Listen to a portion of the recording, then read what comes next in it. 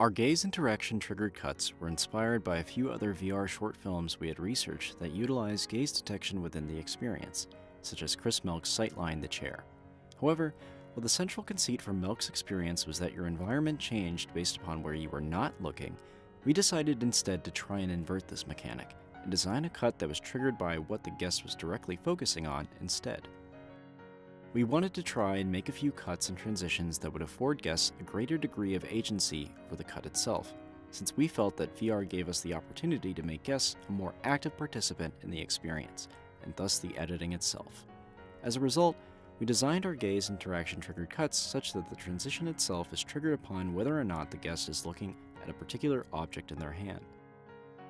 We wanted the trigger for these cuts to be based on the information of whether a person's gaze is entering or exiting the target object, and so we developed a tool to help detect what we've termed guest's attention. The tool itself is built around Unity's raycasting system. The script is attached to the main camera in the scene, and the ray is generated from the center eye anchor.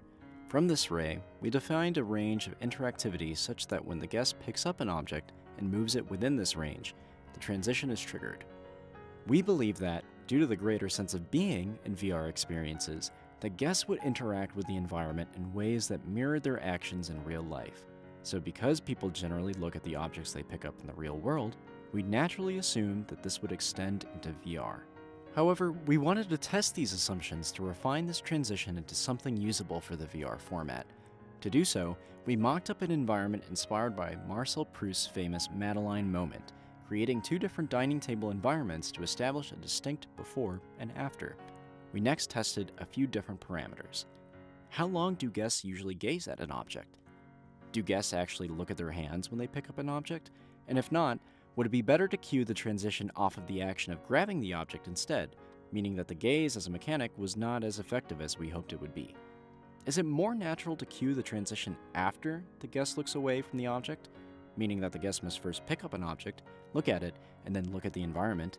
Or can we cue the transition after some fixed amount of time when the guest looks at the object in their hand? And lastly, is it jarring for the actual cut itself to be a jump cut, or would a dissolve work better? Upon both our own internal playtesting and playtesting with people from outside the project, we made the following determinations. We quickly discovered that people's gaze times wildly diverged, and that there was no true mean gaze time. Some guests never looked away from the object at all. Not only do guests look at their hands when they pick up an object, but they also spend so much time staring at the object that they often didn't notice that the environment changes, unless the changes happen to small details directly in front of them.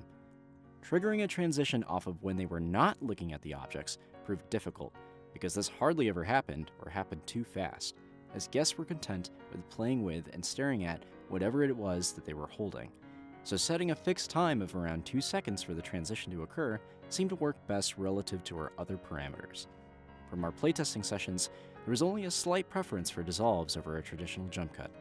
And finally, we didn't expect that people would actually want to interact with the object, such as throw it across the room or bring it up to their face to try and eat it within the experience. So in summary, here are a few major things we learned about executing this transition properly. Gaze interaction trigger cuts that are based off of holding an object in your hand need to have very obvious environmental changes in order for guests to perceive a cut, and should trigger about 2 seconds after the guest looks at the object. Gaze interaction trigger cuts that are based off of looking at objects in the environment need some kind of indirect control to motivate their usage, that you can cue these instantaneously. Finally, softer cuts are favored over harder jump cuts. Feel free to play around with these cuts yourself in our cutting-edge VR transition tool on GitHub, link in the description below.